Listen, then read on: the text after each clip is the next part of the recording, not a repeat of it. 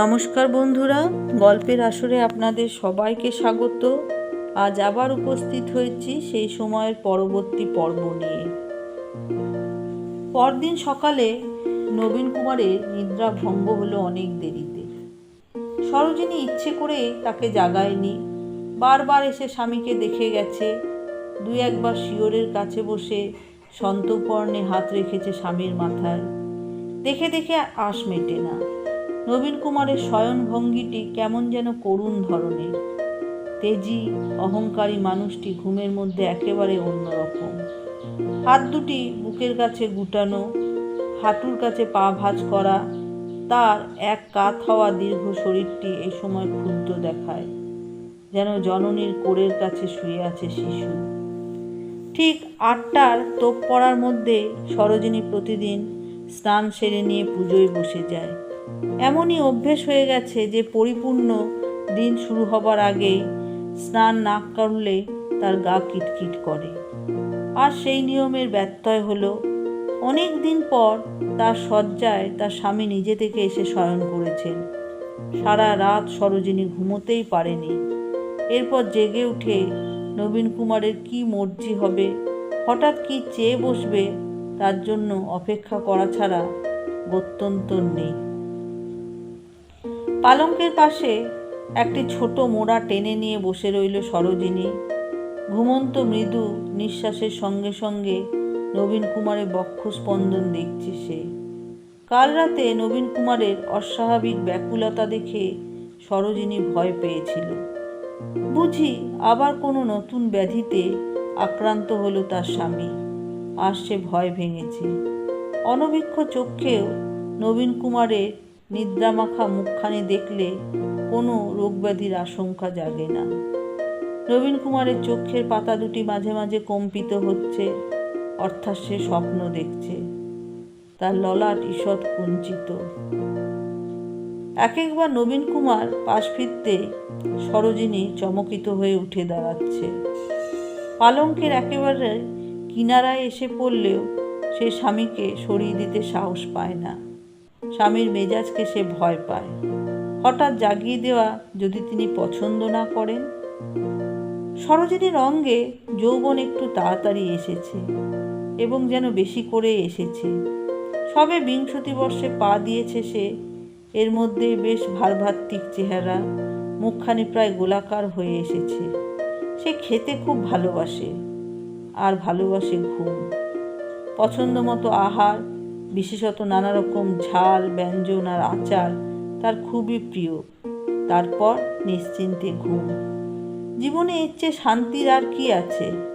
স্বামী সঙ্গ বিশেষ পায় না বলে সরোজিনী সম্প্রীতি করে নিয়েছে আলস্যের সঙ্গে। আলস্য তার অতি বিশ্বাসযোগ্য সঙ্গিনী। সে মনের দ্বার বন্ধ করে রাখে, কোনো ক্ষোভ জমতে দেয় না। সকালবেলা ঘণ্টাখানেক পুজো আর্চা করা ছাড়া সারাদিন তো তার আর কোনো কাজ নেই। নবীন কুমার ঘুমের মধ্যে বলে উঠল, অকৈতব। সরোজিনী ব্যগ্র হয়ে উঠে এসে শুনবার চেষ্টা করল। ঘুমেলা জড়ানো কণ্ঠস্বর এমনিতেই দুর্বোধ্য হয়।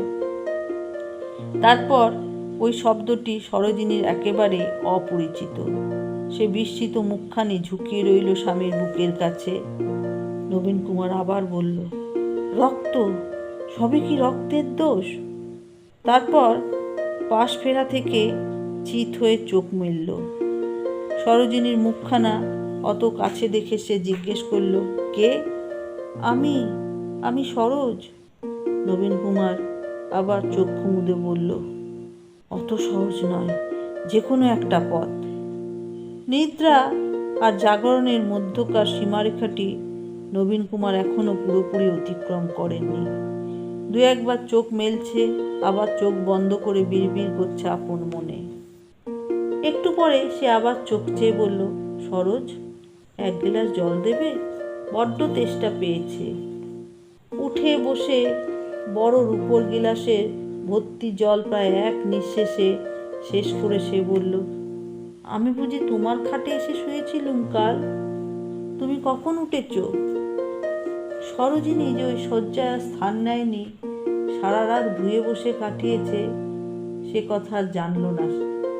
সামান্য এসে নবীন কুমার বলল, আজ তোমায় বেশ খাসা দেখাচ্ছে সরোজ, কালীঘাটের পটের বউয়ের মতন গাবলা গোবলা।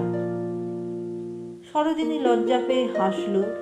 তার মুখে স্বামীর মুখে তার রূপের প্রশংসা, তার স্বামীর মুখে তার রূপের প্রশংসা। এ কথার কি উত্তর দিতে হয় তা অবশ্য সরোজিনী জানে না। আচ্ছা সরোজ, আমি যদি বিলেতে গিয়ে রামমোহন কিংবা দ্বারকানাথ ঠাকুরের মতন মরে যায় তাহলে কেমন হয় বলো তো? সাহেবরা আমার কবরের উপর দিয়ে হেঁটে চলে বেড়াবে, আর তার দারুণ এদেশে আমার অনেক সুনাম হবে, আর তার দরুন এদেশে আমার অনেক সুনাম হবে। সরোজিনী চক্ষু দুটি বিস্ফারিত হলো। হ্যাঁ, তুমি বিশ্বাস পাচ্ছ না? ওদেশে মরা পোড়াবার নিয়ম নেই। মুসলমান আর খ্রিস্টানদের মতন হিন্দু মরলেও মাটি চাপা দেয়। আমি স্বপন দেখলুম রামমোহনের কবরের ওপর কতকগুলো চ্যাংরা চেংড়ি সাহেব মেম ধেই ধেই করে নাচছে। তারপর দেখি যে রামমোহনেরই কবর বটে, কিন্তু চ্যাংরা চেংড়িরা সাহেব মেম নয়, আমাদেরই এখানকার হিন্দু কলেজে পড়া ছেলে আর তাদের বেটার হাফ। তারা গান গাইছে, গড সেভ দ্য কুইন। অকস্মাৎ কথা থামিয়ে পালঙ্ক থেকে নামবার জন্য পা বাড়ালো নবীন কুমার। সোজা হয়ে দাঁড়িয়ে আর মোড়া ভাঙল। তারপর সরোজিনীর গাল টিপে দিয়ে বলল, তুমি বড্ড ভালো সরোজ। ওই যে কথায় বলে না, বোবার শত্রু নেই। আপনার স্নানের জল গরম করতে বলবো? বাহ, এই তো কথা ফুটেছে। এবার বলো, আপনার জন্য ভিজে ছোলা আর গুড় এনে দেব? তার চেয়ে আজ অন্য কিছু করা যাক বরং। ধরো আজ আমি দাঁতন করলুম না, মুখ ধুলুম না, তুমি আমার হয়ে মুখ ধুয়ে নিলে। কিংবা ধরো আজ আমি খেলুম না, তুমি আমার হয়ে খেলে নিলে। আমি আজ আর ঘুমোলুম না, তুমি আমার হয়ে ডবল ঘুমিয়ে নিলে। কি পারবে না? আমি মুখ্য বলে আপনি আমায় এসব কথা বলছেন? না না, কে বলেছে তুমি মুখ্য? Ignorance is bliss. তুমি তো সুখী। লেখাপড়া করে যে অতি অসুখী হয় সে। আহা, তোমার কোলে আজও একটা ছেলে দিতে পারলুম না। ও কথা বলবেন না, আমাদের এখনো ঢের সময় রয়েছে। আমার 9 মাসিমা। তোমার ঢের সময় আছে বটে, কিন্তু আমার কি আছে? আমি যে কাজের মানুষ, ব্যস্ত মানুষ, টুক করে কোন সময় কাজ ফুরিয়ে যাবে। একটা গান আছে জানো, অকাজের কাজী অকুলে ডুবালে তরি, দিন না ফুরালো না ফুরালো বিভাবরী। হা হা হা। আর সকালবেলা আমার মনটা বড় হালকা লাগছে, অথচ রাত ভোর কত বিদঘুটে স্বপ্ন দেখলাম। আমার আরেকটা স্বপ্ন শুনবে?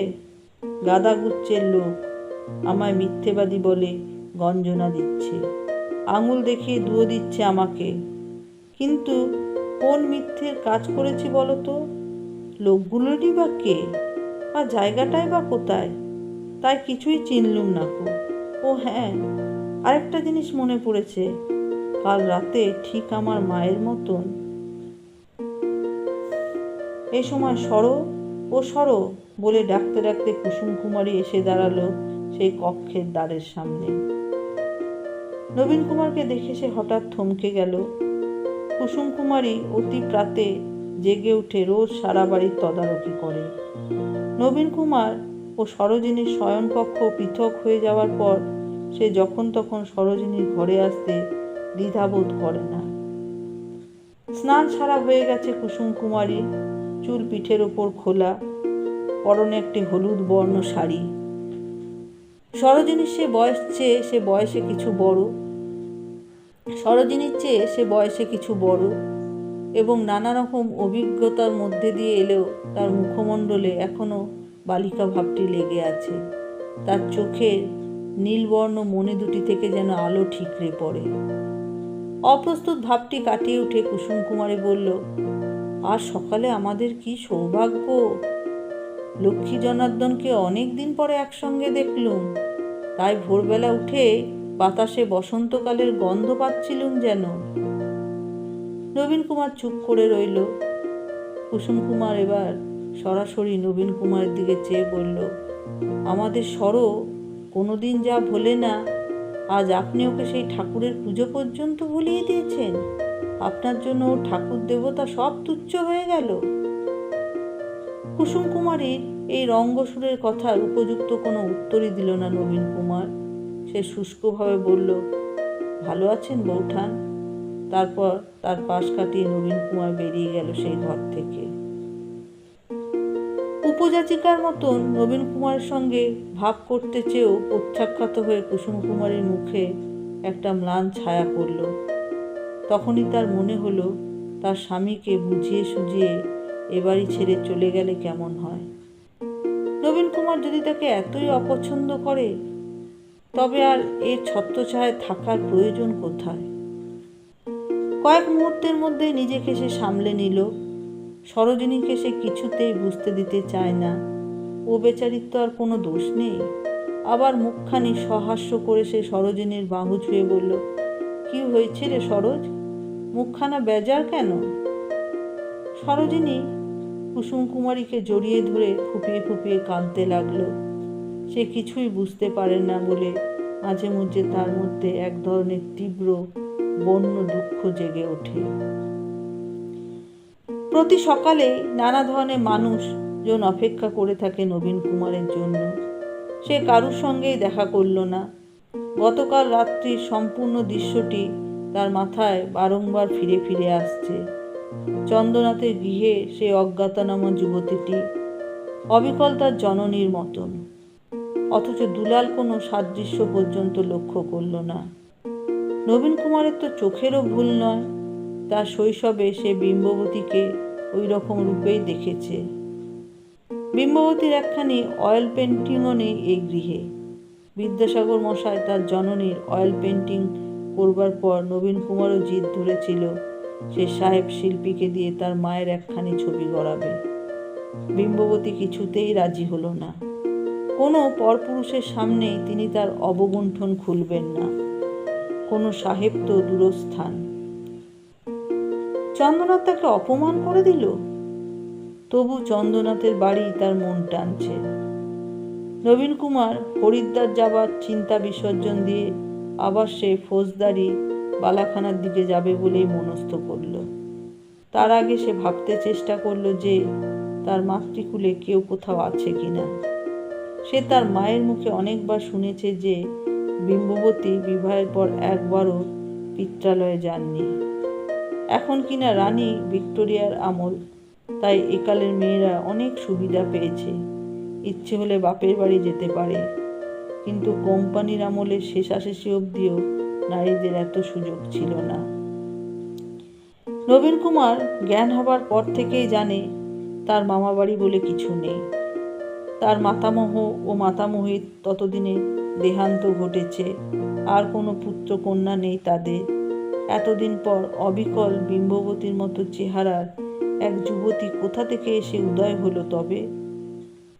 আহারাদি না করে দুলালকে সঙ্গে নিয়ে গৃহ থেকে নির্গত হলো নবীন কুমার। সহিসকে সে ফৌজদারি বালাখানার দিকে যাওয়ার হুকুম করায় দুলাল রীতিমতো অবাক। ওরকম একটা বাড়িতে বারবার কেন সেদে সেদে যান ছোটবাবু? আবার কিসের মধ্যে তিনি জড়িয়ে পড়তে চলেছেন? কিন্তু চন্দ্রনাথের বাসাবাড়ির কাছে এসে ওরা সম্পূর্ণ অন্যরকম দৃশ্য দেখল। সে স্থান একেবারে ভিড়ে ভিড়াক্কার। তার মধ্যে থেকে দেখা যাচ্ছে ধোয়ার কুণ্ডুলি।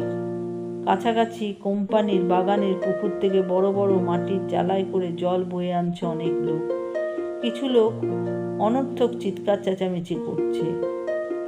গাড়ি থেকে তড়াক করে নেমে নবীন কুমার জিজ্ঞেস করল, কোন বাড়িটা রে দুলাল? মনে তো হচ্ছে সেই বাড়ি ছোটবাবু। যে করে হোক আমাদের ভেতরে যেতে হবে, তুই ব্যবস্থা কর। কিন্তু অত মানুষের ভিড় ঠেলে এগোয় কার সাধ্য? সঠিক কি যে হয়েছে তাও জানবার উপায় নেই। গুজবে কান পাতা দায়। কেউ কেউ বলছে শেষ রাতে একদল দুর্বৃত্ত এসে পুরো মহল্লাটা জ্বালিয়ে দিতে গিয়েছিল। কেউ বলল ভূত ধরার ওঝাকে ভূতে এসে শাস্তি দিয়ে গেছে, কেউ বলল 5 জন লোক জীবন্ত দগ্ধ হয়েছে, কেউ বলল 15 জন, কেউ বলল সর্বঙ্গ জ্বলন্ত অবস্থায় একজন রমণীকে ছাদ থেকে ঝাঁপাতে দেখা গেছে, কেউ বলল 3টি আধঝলসানো স্ত্রীলোককে চিকিৎসালয়ে পাঠানো হলো এইমাত্র। একটি কথা শুধু পরিষ্কার জানা গেল, এই অগ্নিকুণ্ডে কোনো আকস্মিক দুর্ঘটনা প্রসূত নয়।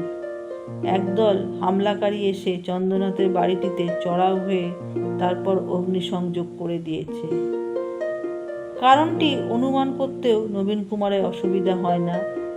গত রাত্রে কোন অভিযান থেকে চন্দ্রনাথ রক্তাক্ত আহত হয়ে ফিরেছিল তা সে কিছুই জানতে চায়নি, কিন্তু বোঝাই যায় সে ওই রমণীটিকে কেন্দ্র করে সে কোনো সংঘর্ষে জড়িয়ে পড়েছিল। সে সবলে ওকে কেড়ে এনেছে। সেই প্রতিপক্ষই পরে কোনো ক্রমে চন্দ্রনাথের গৃহের সন্ধান পেয়ে প্রতিশোধ নিতে এসেছিল। চন্দ্রনাথের পরিণামের কথা চিন্তা করতে নবীন কুমারের বক্ষস্পন্দন যেন থেমে যেতে লাগলো। দুর্বৃত্তরা কতজন এসেছিল তা জানবার উপায় নেই, তবে যে কজনই আসুক তাদের প্রতিরোধ করবে কে? চন্দ্রনাথ গুরুতর রকমের অসুস্থ, তার আর অঙ্গুলি উত্তোলনেরও ক্ষমতা নেই। সঙ্গে এক অবলা নারী এবং সুলতান নামের ওই ছোকরাটি।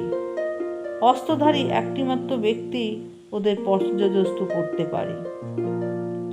বাড়িতে ওরা অগ্নিসংযোগ করলো কেন? নিশ্চয়ই রমণীটিকে ওরা পুনরায় হরণ করে তারপর চন্দ্রনাথ ও সুলতানকে জীবন্ত দগ্ধ করে দিতে চেয়েছে। চন্দ্রনাথ ভালো করে না জেনে শুনে কোনো দারুণ হিংস্র পশুর গুহায় পা দিয়েছিল। এরপর কিছুর আশঙ্কা করে সে কাল নবীন কুমারকে অনুরোধ করেছিল রমণীটিকে অন্যত্র আশ্রয় দেবার জন্য। দুলাল অনেক চেষ্টা করেও জনতা ভেদ করতে পারল না। এখানকার পাঁচমিশেলি মানুষজন কেউ নবীন কুমারকে দেখে চেনেনি, কিন্তু নবীন কুমার একেবারে অস্থির হয়ে উঠেছে। ঘটনার গুরুত্ব অনুযায়ী কয়েকজন সেপাই হাবিলদার ছাড়াও 2 জন ইংরেজ অফিসারও এসেছে। নবীন কুমার সেই অফিসারদের সামনে এসে ইংরেজিতে আত্মপরিচয় দিয়ে বলল, মহাশয়, ওই গৃহের বাসিন্দারা আমার পূর্ব পরিচিত। উহাদের ভাগ্যে কি ঘটিয়াছে তা আমি অবিলম্বে জানতে চাই। অপেক্ষাকৃত বর্ষিয়ান ইংরেজিতে বলল, ওয়েল বাবু, তোমাকে আর কি বলিব, এই সমস্ত হুজুগ পরায়ণ নেটিভরা অকারণে ভিড় জমাইয়া আমাদের উদ্ধার কার্যে বিঘ্ন ঘটাইতেছে। উহারা সুশৃঙ্খল রূপে দূরে দাঁড়াইলে আমাদের কার্যে অনেক সুবিধা হতো। এসব নেটিভরা কোনো সাহায্যে লাগিবার বদলে শুধু বাধারই সৃষ্টি করে। ইহাদের দূরে সরাইবার কোনো উপায় বাতলাইতে পারো? নবীন কুমার বলল, আপনারা হুঙ্কার দিন, তাহলেই ব্যাঘ্রের হুঙ্কারে মেষপালের মতন সকলে দূরে পালাইবে। সাহেব বলল, আমরা অকারণে হুঙ্কার খরচ করি না, তার বদলে নেটিভ পুলিশদের লেলিয়ে দিয়ে গুটিকতক লোককে লাঠির বাড়ি খাইয়ে কাজ হতে পারে মনে হয়। ততদূরও যেতে হলো না। সাহেব 2 জন খোলা পিস্তল হাতে নিয়ে এগিয়ে যেতে লোকদের মধ্যে একটি হুড়োহুড়ি পড়ে গেল। কয়েকজন ছিটকে পড়ল মাটিতে, কয়েকজন ছুটে গেল তাদেরও ওপর দিয়ে। বিকট স্বরে চিৎকার শুরু হলো অনেক। নবীন কুমার সাহেব 2 জনের পিছু পিছু চলে এলো অনেকখানি। অগ্নিকাণ্ড এমনই ভয়াবহ হয়েছিল যে চন্দ্রনাথের ভূতপূর্ব দ্বিতল বাসাবাড়িটি এখন একটি কঙ্কাল মাত্র। চটের বস্তা মাথায় দিয়ে কয়েকজন উদ্ধারকর্মী ধ্বংসস্তূপের মধ্যে সন্ধান করে এলো কাউকে পাওয়া যায় কিনা। একটিমাত্র মৃতদেহই তারা দেখতে পেয়েছে। ইটকাঠের জঞ্জাল যতদূর সম্ভব সরিয়ে তন্ন তন্ন করে খুঁজেও তারা কাউকে পায়নি। সাহেব 2 জন নবীন কুমারকে ডেকে নিয়ে গেল মৃতদেহটি শনাক্ত করার জন্য। এসব দৃশ্য সে একেবারেই সহ্য করতে পারে না, কিন্তু এখন উপায় নেই। সে নিজেই সাহেবদের কাছে ধরা দিয়েছে। মৃতদেহটির দিকে এক লহমার জন্য তাকিয়ে নবীন কুমার করুণ বিস্ময়ের সঙ্গে বলল, একে একে তো আমি চিনি না। লোকটি মধ্যবয়সী, বলবান, ওপরে ঠোঁটের খানিক অংশ কাটা, মাথার চুল পুড়ে গেছে, শরীরটাও কাঠ কয়লার মতন। এমন কোনো লোককে আগে এ বাড়িতে দেখেনি নবীন কুমার। গত রাত্রে সে চলে যাবার আগে পর্যন্ত এ ব্যক্তি এখানে ছিল না। ব্যাপারটা যেন যৌতুক গৃহদাহের একটি ক্ষুদ্র সংস্করণের মতন। চন্দনা তার সঙ্গে রমণীটি কিংবা সুলতানের চিহ্নমাত্র নেই কোথাও। যেভাবেই হোক তারা পলায়ন করতে সক্ষম হয়েছে, আর তাদের পরিবর্তে পুড়ে মরেছে একজন অজ্ঞাত পরিচয় মানুষ। খানিক বাদে অকুস্থল থেকে দূরে চলে আসার পর গাড়িতে উঠে গিয়ে নবীন কুমার চিন্তিতভাবে জিজ্ঞেস করল, ওরা কোথায় গেল বলতো দুলাল? ওরা কোথায় গেল বলতো দুলাল? দুলাল কোনো উত্তর দিতে পারল না। নবীন কুমার একটুক্ষণ চুপ করে রইল। তার চোয়াল কঠিন হয়ে এলো। সে আবার বলল, তুই লোক জোগাড় কর, যত টাকা লাগে লাগুক, ওদের খুঁজে বার করতেই হবে। বন্ধুরা, আজ এই অবধি। পরবর্তী পর্ব নিয়ে খুব শীঘ্রই উপস্থিত হব। যদি আপনাদের ভালো লেগে থাকে তাহলে দয়া করে লাইক ও শেয়ার করবেন, আর যারা নতুন তারা সাবস্ক্রাইব করবেন। ধন্যবাদ।